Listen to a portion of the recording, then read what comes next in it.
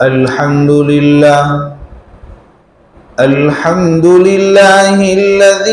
Kaffa व सलामुन अला इबादिहिल्लज़ीना इस्तफ़ा। अम्मा बअदु फ़क़द क़ालल्लाहु तबारक व तआला फ़िल क़ुरआनिल मजीद वल फ़ुरक़ानिल हमीद। अऊज़ु बिल्लाहि मिनश शैतानिर रजीम। बिस्मिल्लाहिर रहमानिर रहीम।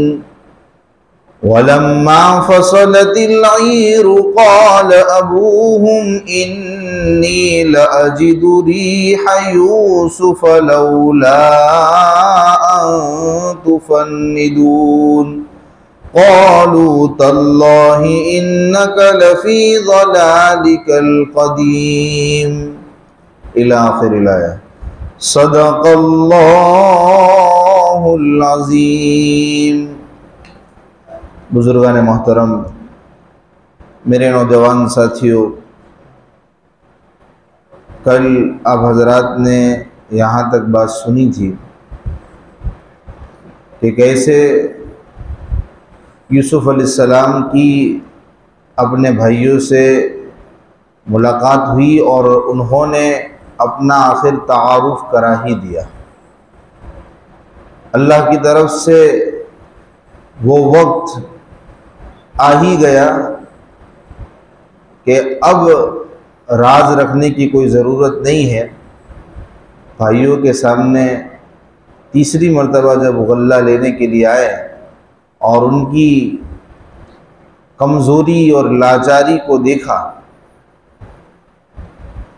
तो उस वक्त अब यूसुफ़ अलैहिस्सलाम से रहा नहीं गया और हुक्म भी अल्लाह की तरफ से था कि अब बात को राज रखना नहीं है, अब बता दीजिए मैं यूसुफ हूँ। और अजीब व गरीब अंदाज में उन्होंने भाइयों से ये पूछा कि तुमने यूसुफ के साथ और उसके भाई के साथ क्या ज़्यादती की है, तुमको मालूम है? भाइयों का सुनना था, उनके रोंगटे खड़े हो गए, उनके छक्के छूट गए कि ये क्या हो गया है, कहाँ बादशाह, कहाँ हमारे भाई यूसुफ का किस्सा, क्या मेल है इसका। फिर चेहरे मोहरे पर गौर किया तो पता चला कि वाक़ईतन ये तो यूसुफ ही है। खैर, फिर जब बातें हुई, माफ़ी शाफ़ी भी हो गई, भाइयों ने तस्लीम कर लिया यूसुफ का मकाम। और इसके बाद यूसुफ अलैहिस्सलाम ने कुर्ता दिया, जिस कुर्ते के बारे में हमने दो रिवायतें आपके सामने बयान की थी कि या तो वो जन्नती कुर्ता था जो हज़रत इब्राहीम अलैहिस्सलाम को मिला था, फिर सिलसिला वाइज उनके बेटे को, उनके बेटे को, उनके बेटे को और उन तक पहुंचा था। उसकी खुसूसियत थी कि किसी नाबीना के आँख पर उसको फेर दिया जाए तो वो बीना हो जाएगा। और दूसरी रिवायत हमने ये बयान की थी कि यूसुफ अलैहिस्सलाम का हुस्न और उसका जमाल और उनकी खूबसूरती ही ऐसी थी कि इनके बदन से टच होने वाला कपड़ा अल्लाह की तरफ से कोई बाईद बात नहीं है कि अल्लाह उसमें ऐसी तासीर डाल दे दे कि किसी को वो लग जाए, किसी की आँख पे वो पड़ जाए तो उसकी रोशनी लौट आए। खैर, यूसुफ अलैहिस्सलाम ने अपना कुर्ता भाइयों को दिया और कहा मेरा ये कुर्ता लेकर जाओ और अपने अब्बा के, हमारे अब्बा के चेहरे पर फेरना, इंशाअल्लाह उनकी बिनाई लौट आएगी। अब ये काफिला मिस्र से रवाना हो रहा है और आज की तफसीर यहाँ से शुरू होगी। सामान वगैरह लेके काफिला रवाना हुआ और मिस्र का दारुस सल्तनत छोड़ा था। कुछ मील का फासला तय किया था कि याकूब अलैहिस्सलाम को यूसुफ की महक आने लगी, यूसुफ अलैहिस्सलाम की खुशबू उनको आने लगी। वो आसपास के लोगों से कहने भी लगे कि तुम मुझे यूँ ना समझो कि मैं सठिया गया हूँ या उम्र का एक तकाजा है या मैं बुढ़ापे की वजह से बहकी बहकी बातें करता हूँ। तो मैं तुमको एक बात बताऊँ, अगर तुम मुझे नादान ना समझो, बूढ़ा होने की वजह से बहकी बहकी बातें करने वाला ना समझो, तो मैं तुम्हें एक बात बताता हूँ, मुझे तो यूसुफ की खुशबू आ रही है, मुझे तो यूसुफ की महक आ रही है। तो लोगों ने कहा बखुदा आप तो वही पहले के जो गलत ख्याल है उसी में आज तक मसरूफ़ है, मुब्तला है। कहाँ यूसुफ अब आएंगे, इतने साल हो गए कुएं में, बल्कि भेड़िया खा गया था और ज़िंदा भी है नहीं, और तुम अभी उनसे मुलाकात की उम्मीद रखे बैठे हो। तुम तो अपने पुराने ख्वाब व ख्याल में मस्त व मगन हो, और वही ख्वाब व ख्याल तुमको अब खुशबू की शक्ल में दिख रहे हैं। अल्लाह तबारक व तआला ने फरमाया वलम्मा फसलतिल ईरु क़ाल अबूहुम, और जब काफिला वहां से निकला तो उनके अब्बा ने कहा इन्नी लअजिदु रिहा यूसुफ, मैं तो यूसुफ की खुशबू को पाता हूँ, मुझे तो यूसुफ की महक आ रही है। लौला अन तुफन्निदून, अगर तुम मुझे बूढ़ा होने की वजह से बहकी बहकी बातें करने वाले ना समझो। उन्होंने कहा बखुदा इन्नका लफी ज़लालिकल क़दीम, यकीनन आप तो पुराने वही ख्वाबो ख्याल की गलती में है। यानी आपका यूसुफ को इस कदर शिद्दत से याद करना कि उनकी यादें आपसे गायब ही नहीं हो रही है, आप उनको भूल नहीं पा रहे हैं। ये जो ख्यालात हैं यही आपको अब महक और खुशबू की शक्ल में दिख रहे हैं या खुशबू आ रही है, बाकी न हकीकत में कोई खुशबू है, न यूसुफ वापस से लौटने वाले हैं, न जिंदा है। उनको तो भेड़िया खा गया है। ऐसी बेकी बेकी बातें ना करो। और एक बात यहाँ समझने की है कि भाई यूसुफ अलैहिस्सलाम इतने करीब थे, कनान में पड़ोस में थे। कुएं में जब भाइयों ने डाला था तब याकूब अलैहिस्सलाम को खुशबू नहीं आई, और अब जबकि मीलों मील बल्कि दूसरी कंट्री में है, दूसरे मुल्क में है, 8 दिन की मसाफत का रास्ता बताते। एक तफसीर में लिखा है कि जब वो गए ना तो 8 दिन में पहुंचे, 8 दिन की मसाफत का रास्ता। इतनी लंबी मसाफत, इतना दूर एक इंसान, और उसके कमीज की और उनकी खुशबू अब उनको याकूब अलैहिस्सलाम को आ रही। तो भाई ये अल्लाह की तरफ से निज़ाम था, ये एक मौजिज़ा था यूसुफ अलैहिस्सलाम। और इससे हम समझ सकते हैं कि ये मौजिज़ा किसी इंसान का, किसी नबी का फ़ेल नहीं होता। अगर इंसान का नबी का फ़ेल होता तो उस वक्त भी नहीं होता, जब यूसुफ अलैहिस्सलाम कुएं में थे तब आ जाती खुशबू। तब तो इतने करीब थे।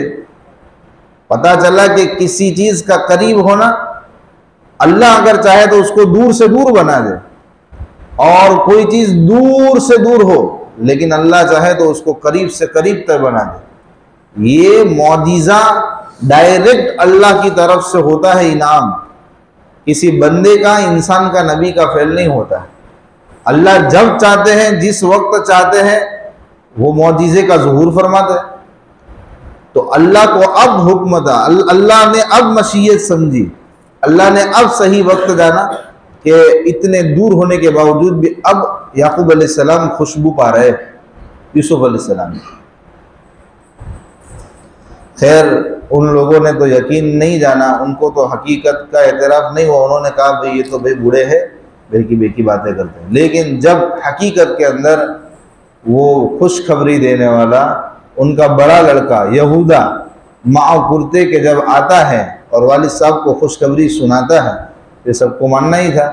फलम्मा जाअल बशीरु अलक़ाहु अला वजहिही फरतद्द बसीरा, जब खुशखबरी देने वाला आया और उस कुर्ते को याकूब अलैहिस्सलाम के चेहरे पर फेरा, फरतद्द बसीरा, तो उनकी बीनाई औद कर आई, वो देखने लगे, वो बीना हो गए। क़ाल अलम अक़ुल लकुम, उन्होंने कहा क्या मैंने तुमसे नहीं कहा था, यकीनन मैं अल्लाह की तरफ से वो जानता हूँ जो तुम नहीं जानते हो। जैसे ही कुर्ता और कमीज यूसुफ अलैहिस्सलाम का जो कुर्ता था वो याकूब अलैहिस्सलाम के चेहरे पर फेरा गया और बीनाई लौट आई, फौरन याकूब अलैहिस्सलाम ने वो बात याद दिलाई। जब याकूब अलैहिस्सलाम यूसुफ की याद में तड़प रहे थे, अंदर अंदर से कूद रहे थे, जब बिन्यामीन का वो वाक़या पेश आया, इसके बाद यूसुफ का जख्म ताज़ा हुआ और रो रहे थे, अंदर अंदर तड़प रहे थे, कूद रहे थे, तब बेटों ने रहम दिखाते हुए ये कहा था कि अब्बा जान कितना रोओगे, कितना यूसुफ को याद करोगे, इतनी भी यादगिरी अच्छी नहीं, आप अपनी जान को हलाक कर दोगे। उस वक्त अब्बा ने कहा था भाई तुम्हारे को क्या लेना देना, मैं रो, मेरा ये रोना, मेरा ये मुसीबत और मेरा ये दुखड़ा अल्लाह से है, और मेरा अल्लाह ने मुझे जो इल्म दिया है मैं उससे वो बातें जानता हूं जो तुमको पता नहीं है। यही कि यूसुफ जिंदा है, यूसुफ से एक दिन मिलूंगा, मुलाकात होनी है, उनको यकीन था अल्लाह की तरफ से।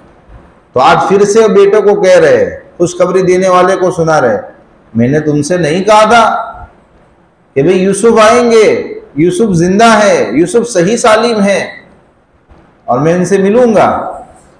मेरा अल्लाह ने मुझे जो इल्म दिया है मैं तुमसे ज्यादा जानता था। जब आता है तफसीर की किताबों में लिखा है कि यहूदा जो लड़का कमीज लेकर, कुर्ता लेकर यूसुफ अलैहिस्सलाम, याकूब अलैहिस्सलाम के पास आया, तो याकूब अलैहिस्सलाम ने फौरन से पूछा कि यूसुफ कैसे है। तो बेटे ने कहा कि मिस्र के बादशाह बन गए हैं यूसुफ। तो याकूब अलैहिस्सलाम ने कहा मैं ये नहीं पूछता कि यूसुफ बादशाह है या फकीर है, मैं ये पूछता हूं कि यूसुफ ईमान और अमल के एतबार से कैसे है। तो फिर बेटे ने कहा, उनके तकवा तहारत का पूरा बाब खोला कि भाई यूसुफ तो ऐसे मुत्तकी हैं, ऐसे पाकीज़ा है, पूरा माजरा सुना है। यहां से हमें इस वाक़ये से, इस किस्से से ये सीखने को मिलता है कि अंबिया ये अपनी औलाद की जाहिरी तकलीफ को छोड़कर उनकी रूहानियत की कितनी फिक्र करते हैं। यूसुफ के बारे में जब पहला सवाल किया, यूसुफ कैसे है, बेटे ने कहा वो तो बड़े आन बान शान के साथ रहते हैं, मिस्र के बादशाह बने हुए, कोई दुख नहीं, कोई तकलीफ नहीं। बाप ने फौरन तवज्जो दिलाई, नहीं मेरा बेटा बादशाह है, फकीर है, मुझे ये नहीं जानना मेरे बादशाह का ईमान, मेरे बेटे का ईमान और अमल की क्या है हालत। इससे हमें सबक लेना चाहिए कि हम अपनी औलाद की दुनिया बनाने के पीछे तो रात दिन एक कर देते हैं, डॉक्टर बन जाए, इंजीनियर बन जाए और बड़े से बड़े ओहदे पर पहुंच जाए, उसके लिए अपना तन मन धन सब लगा देते हैं, न दिन देखते हैं न रात देखते हैं।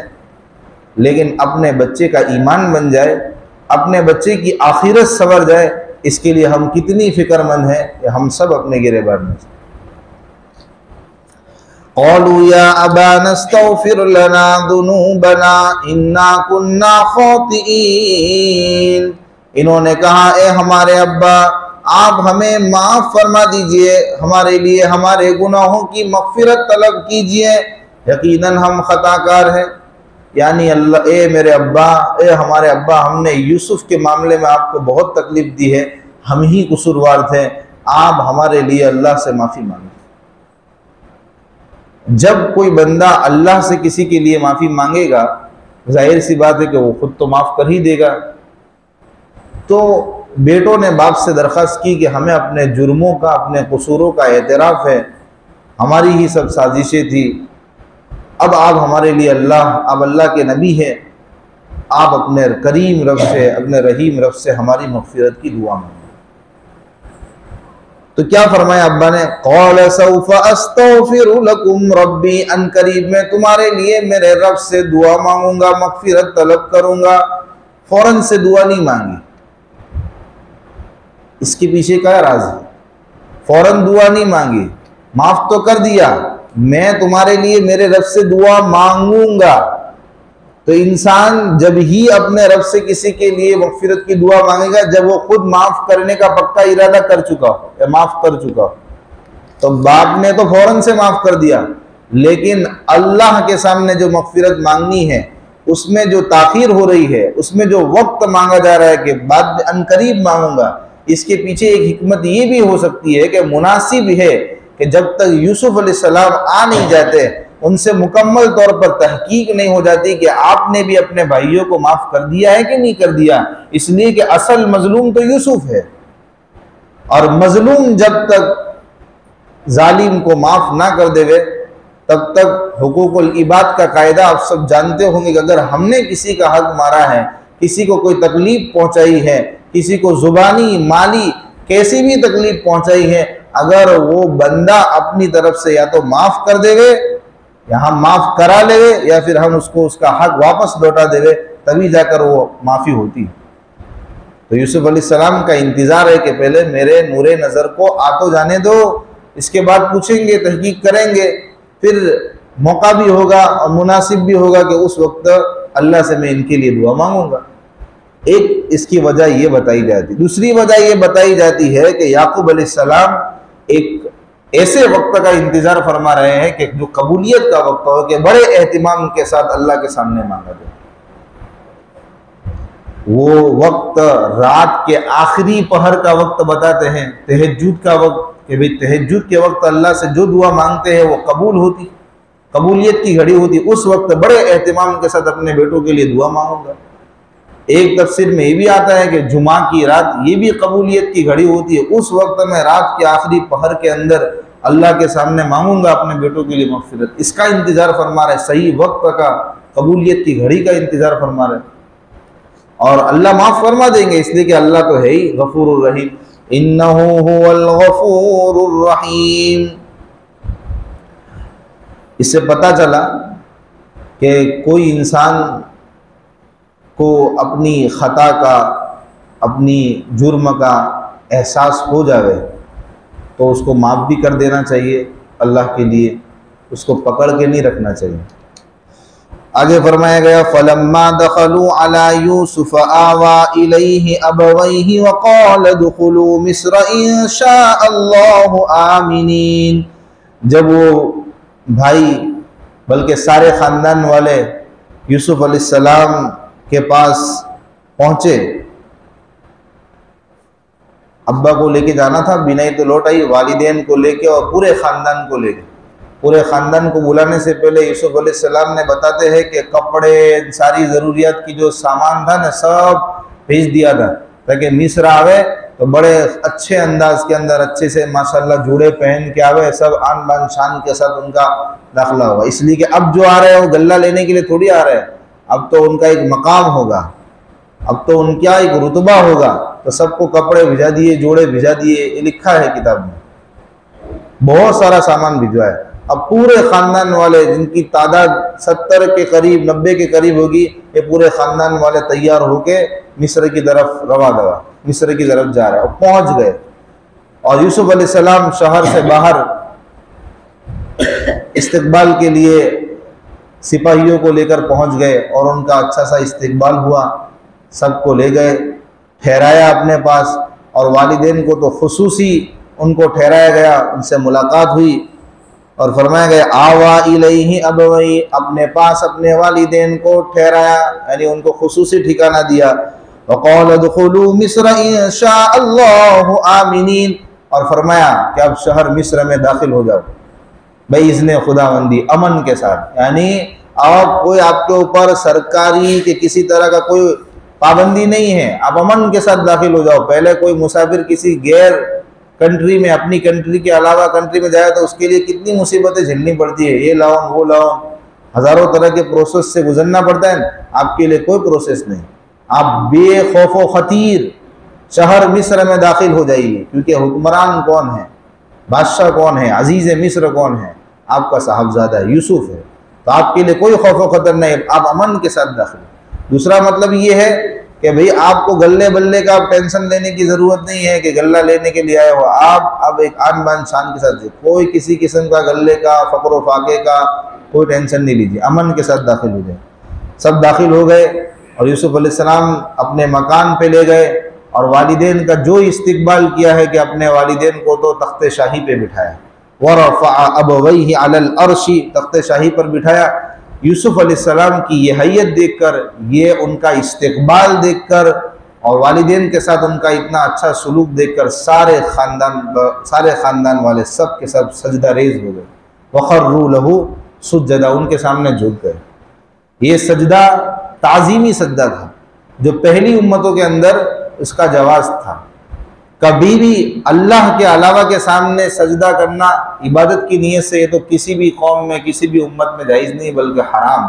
एक हद अल्लाह के सामने सजदा किया जाए। पिछली उम्मतों में ताज़ीमन सजदा करते थे, तो यूसुफ अलैहिस्सलाम बादशाह थे, उनकी ताज़ीम की खातिर उनके लिए सजदा किया गया।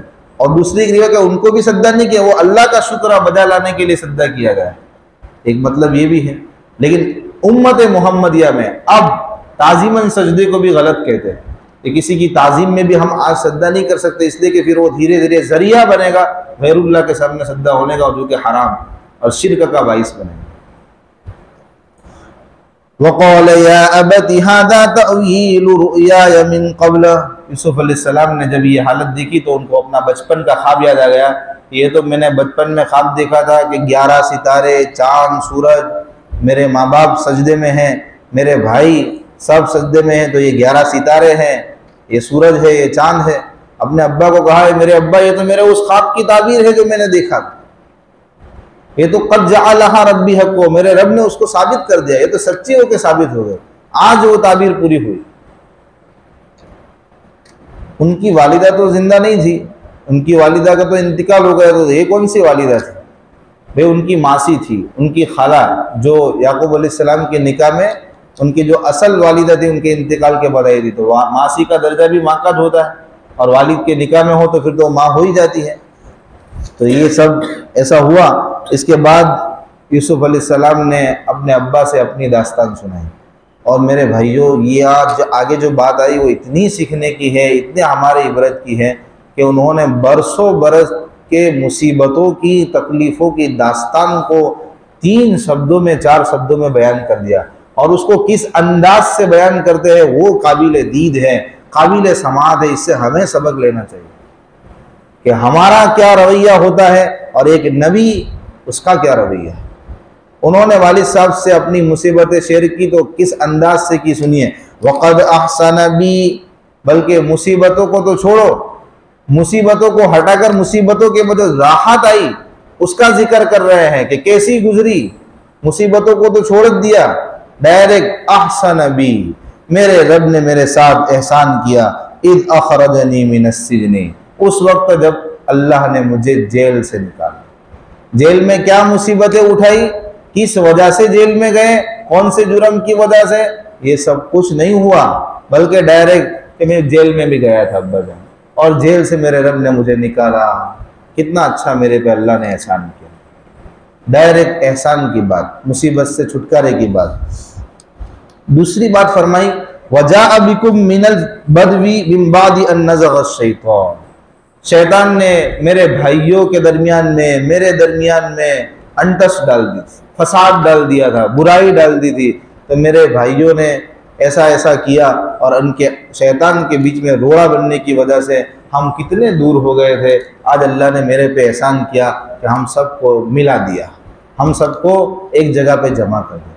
यहाँ भी एहसान, यहाँ भी मुसीबतें नहीं। 20-22 साल, कितने साल वालिद साहब से दूर रहे, न जाने इतने सालों की मुसीबतों की दास्तान नहीं सुनाई, बल्कि क्या कि भाई शैतान ने एक अंटस पाड़ दी थी भाइयों के और मेरे दरमियान, उसकी वजह से ऐसा ऐसा वाक़या हुआ कि हम दूर हो गए, लेकिन अल्लाह ने आज मिला दिया। बीच में क्या वालिद साहब पर हालात आए हैं और क्या इस नूरे नज़र पर, लख्ते जिगर पर बीती हैं, कुछ नहीं, ओनली फॉर एहसानात अल्लाह के। इसके बाद तीसरा जो यूसुफ अलैहिस्सलाम से सबसे बड़ा जुल्म हुआ था वो भाइयों का जुल्म जोड़ था। उसको तो देखो कितना खूबसूरत अंदाज में कि भाइयों को पहले माफ़ कर चुके थे, ला तसरीब अलैकुम, भाइयों ने माफ़ी मांग ली थी, माफ़ कर चुके थे। यहाँ मुनासिब भी नहीं समझा कि वालिद साहब को बताया जाए कि भाइयों ने मुझे तकलीफ पहुँचाई, बल्कि क्या क्या मेरे भाई तो बेचारे, इनमें तो कोई कसूर नहीं था, ये तो शैतान का सब करिश्मा था। शैतान ने है ना ये सब फूट डाली तो मेरे भाई बेचारे ये करने पर मर, वरना मेरे भाई तो लाखों में एक है। भाइयों का बिल्कुल वो किया नहीं कि भाइयों का अगर कसूर बयान करेंगे तो उनको शर्मिंदगी होगी वालिद साहब को। कितनी रियायत करें, माफ़ करने के बाद फिर वही उनको बार बार कौन मानना, बार बार कहना, ये अच्छी बात नहीं। इससे हमें भी सबक लेना चाहिए। मिन बादि अन नज़ग़ शैतानु बैनी व बैन इख़वती, तो 3 एहसानात, कैद खाने से रिहाई, वालिद साहब का, ख़ानदान वालों का मिलना, ये भी इनाम, और भाइयों के दरमियान जो कुछ हुआ, इसके बाद जो तकलीफ़ पहुंची, इसकी तरफ इशारतन इशारा, लेकिन वो भी शैतान की वजह से था, मेरे भाई तो ऐसे नहीं थे। ये सब चीज़ें बयान की गई, पूरी दास्तान इतने शॉर्टकट के अंदर उन्होंने सुना दी। अब इसके बरक्स हम अपने आप को सामने रखें कि हमारे ऊपर अगर कोई हालात, कोई तकलीफ़ ऐसी आती है कि जिसके बाद अगर अल्लाह ने हमको सहूलतें दे दी, राहतें दे दी, लेकिन फिर भी हम जब उस मुसीबत का रोना रोते हैं, या फिर हम इसी वाक़ये से यूँ समझें कि किसी का बेटा बिछड़ गया, किसी का बेटा 2 साल, 20 साल, 22 साल, 40 साल छोड़ो, किसी का बेटा 2 साल, 5 साल के बाद घर वापस हुआ है, तो वो कितनी कितनी रातें उसकी गुजर जाती है। रोज़ रात में नया टॉपिक, मेरे अम्मी, मेरे अब्बा, मेरे साथ ये वाक़या पेश आया, उसको बयान करने में दिन गुजर गए, हफ्ता गुजर गया, फिर दूसरा टॉपिक, फिर तीसरा टॉपिक, यानी मुसीबतों की दास्तान ख़त्म ही नहीं होती है।